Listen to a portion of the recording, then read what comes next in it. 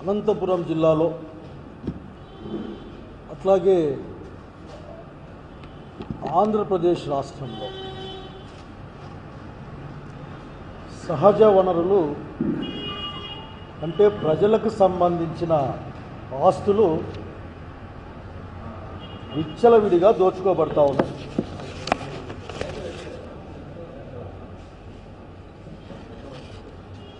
ఆ దోపిడీకి అడ్డుకోవడానికి ఉద్దేశించిన శాఖలు కళ్ళు మూసుకొని నిద్ర నటిస్తూ ఉన్నాయి. చూసి చూడనట్లు పోవడం కాదు, యథేచ్ఛగా దోపిడీ చేసుకోవడానికి ఏదైతే కూటమి ప్రభుత్వం దాని నాయకుడు చంద్రబాబు నాయుడు యొక్క వ్యవహార శైలి ఉందో, ప్రజల ఆస్తుల్ని అప్పనంగా ఇతరులకు అమ్మేసే కార్యక్రమం, అప్పగించే కార్యక్రమాన్ని దానికి తగ్గట్టుగానే అతని తమ్ముళ్ళు కూడా ఈ రోజున రాష్ట్రంలో సహజ వనరుల్ని యథేచ్ఛగా దోపిడీ చేస్తూ ఉన్నారు. అడిగే వాళ్ళని లేక వార్తలు రాసే లేక నిజాలని బయట తెచ్చే పాత్రికేయుల్ని బెదిరిస్తూ ఉన్నారు. ఒకే ఒక సమాధానం చెప్తారు ఈ ఆఫీసర్లు అందరూ కూడా. చంద్రబాబు నాయుడు గారు చెప్పినట్లే, ఏం తేడా ఉండదు. పరిశీలిస్తూ ఉన్నాం, తగిన చర్యలు తీసుకుంటాం, ఆ చర్యల తర్వాత ఇంకా ఏంది ఉండదు. వాళ్ళ చర్య ఉండదు, పని ఎవడికి వాడు చేసుకుంటూ పోతూ ఉంటాడు. మొన్నటికి మొన్న సింగనమల నియోజకవర్గం బుక్కరాయ సముద్రంలో పసులూరు గ్రామంలో ఉన్న జగనన్న కాలనీ 50 ఎకరాల స్థలంలో చివరికి పునాదుల్లోని మట్టి కూడా తొగేసుకొని అమ్ముకున్న వాళ్ళపైన ఒక వార్త రాస్తే, ఆ వార్త రాసిన ప్రజాశక్తి విలేకరి ఇంటి మీదకెళ్ళి నానా అనరాని మాటలు వినరాని మాటల్ని తిట్లని చెప్తే, ఇప్పుడు కనుక్కుంటే ఆ కేసు నిన్న స్టేషన్లో రాజీ అయిందట. అంటే ఈ ప్రభుత్వాధికారులు నేరం చేసిన వాళ్ళ పక్షాన నిలబడి రాజీ కార్యక్రమాలని, ఇందులో ఎవరెవరికి ఎంతెంత అందిందో కూడా చెప్పాల్సిన అవసరం ఉంది. ఇక్కడ ఇటువంటి వాటిని చూస్తూ ఊరుకోవడానికి వైఎస్ఆర్ కాంగ్రెస్ పార్టీ ప్రభుత్వంగా కాంగ్రెస్ పార్టీ కార్యకర్తలు సిద్ధంగా లేరు. అయ్యా, మీ దోపిడీ మీరు ఆపండి. నేను ఈ జిల్లా కలెక్టర్ని, ఈ జిల్లా మైనింగ్ ఆఫీసర్ని, ఈ జిల్లా పోలీస్ అధికారిని, వీళ్ళందరినీ అడుగుతా ఉన్నా. నేను ఏం చేస్తూ ఉన్నారు మీరంతా? అధికార పార్టీ వాళ్ళు ఏదని చెప్తే దానికి తల ఊపి లేక తల ఊపి వాళ్ళ అడుగులకి మడుగులు ఉత్తరం తప్ప ఈ మాట అనడానికి నేను బాధపడతా ఉన్నా. అధికారులారా, మీరు అంతకంటే చేస్తున్నది ఏదో మాకు చెప్పాలా. నేను పెద్ద దూరం పోవడంలే, అనంతపురం చుట్టుపక్కలే చివరి కొండలన్నీ నేలమట్టమైపోతూ ఉన్నాయి.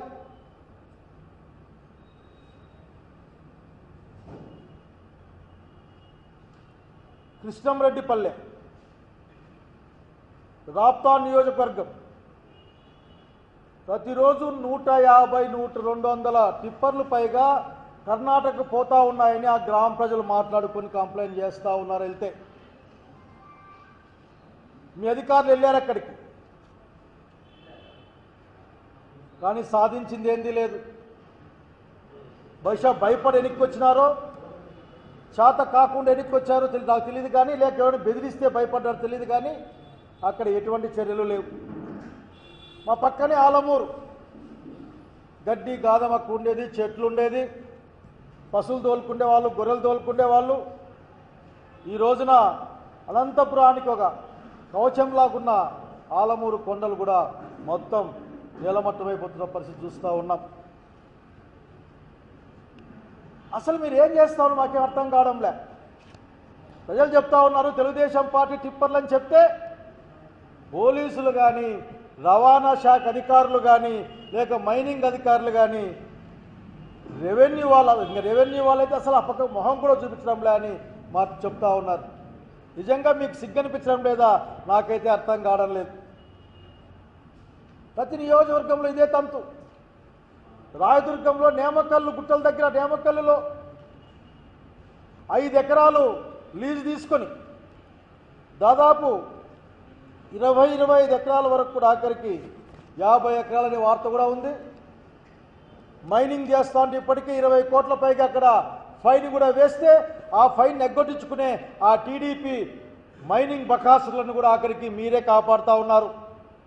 నేను పొలిటికల్ పార్టీ గురించి మాట్లాడుతున్నా, అధికారుల మీ గురించే మాట్లాడుతున్నా. నేను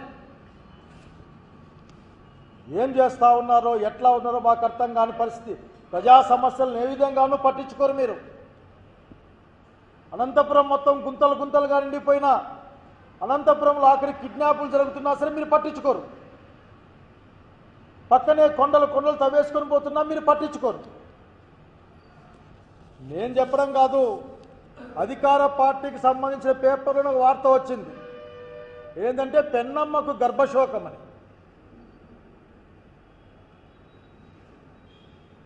ఇక్కడ గర్భశోకం కలిగిస్తున్న వాళ్ళు ఎవరి పేర్లు రాయలే దీంట్లో.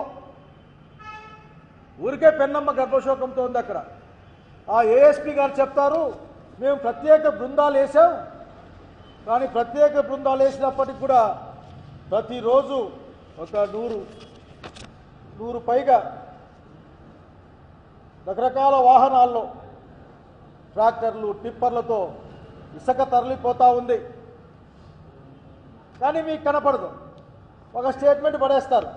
ఏం పెడతారంటే నిత్యం మేము తనిఖీలు చేపడతాం, ఏవైనా ఇసుక వాహనాలు ఉంటే గుర్తించేసి వాళ్ళని జప్తు చేస్తాం, కేసులు పెడతా ఉన్నాం, నిత్యం నిఘా ఉంచుతాం.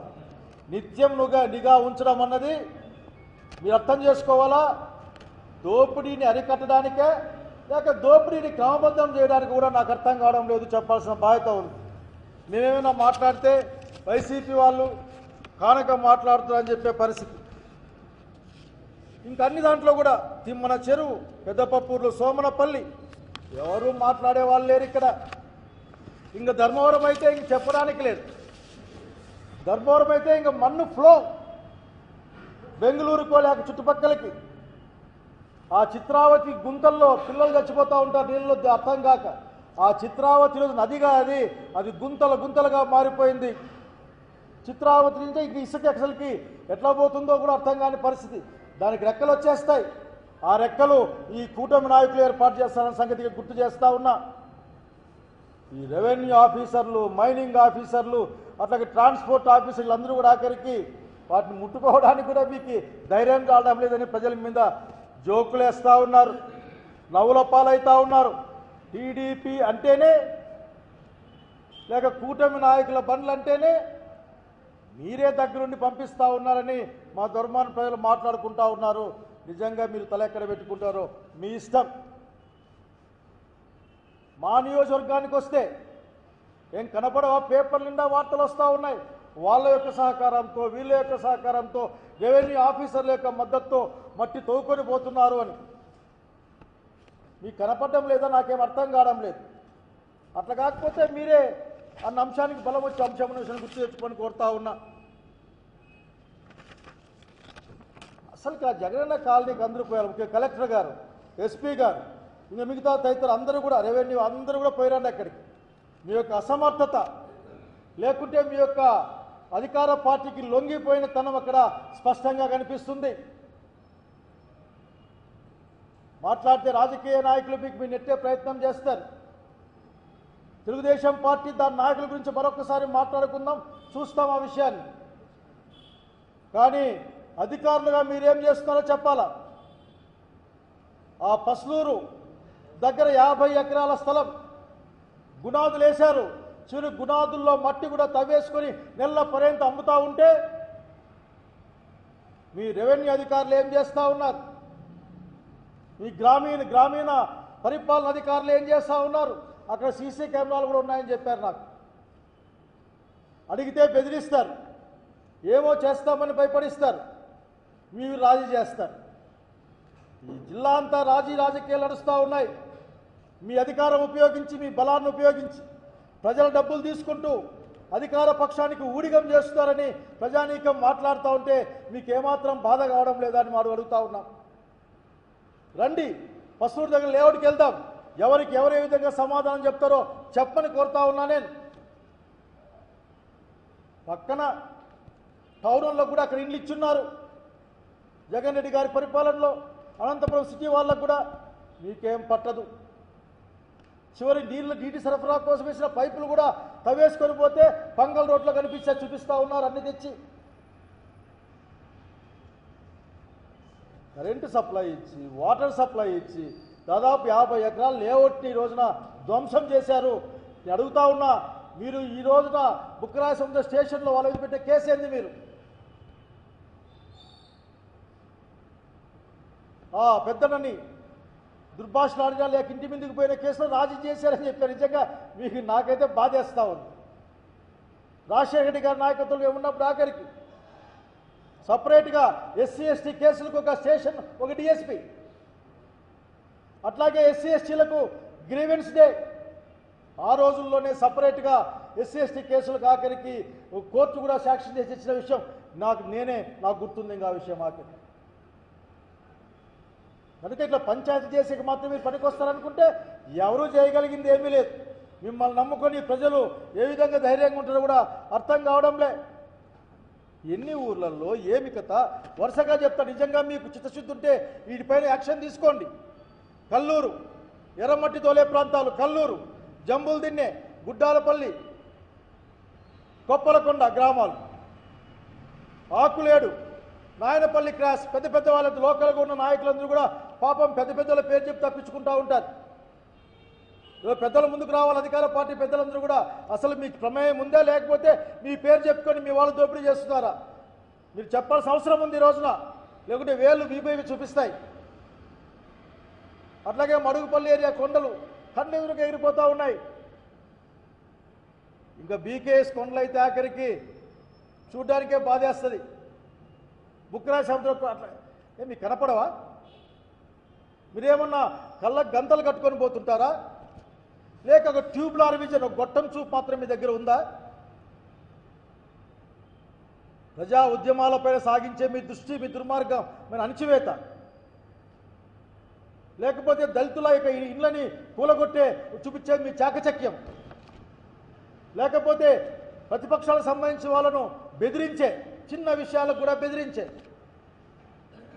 ఆ లక్షణాన్ని మీరు పోగొట్టుకోకపోతే చాలా ఇబ్బంది పడతారని కూడా నేను భావిస్తూ ఉన్నాను.